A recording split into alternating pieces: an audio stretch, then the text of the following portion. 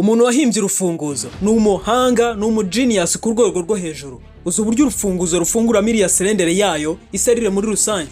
Reka duse nk'abakata miriya serendere mo kabiri. Urabona igice cyayo ndetse na serendere iteretsemo udupini turimo imbere ari two tubasha gutandukanya serendere n'iyindi.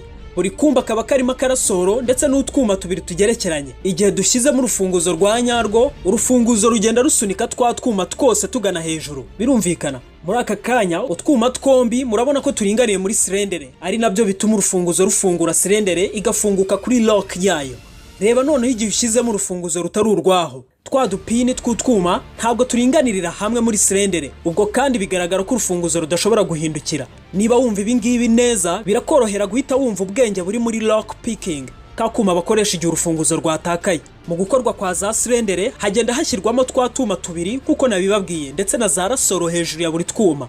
Iyo dukoresheje lock picking tukazamura kuma ko hasi twitonze, ka kuma gasunika ko hejuru. Bikorwa mu bwitonzi ku buryo kuma ko hejuru gasigara gafashwe, hanyuma ako hasi kakamanuka konyine.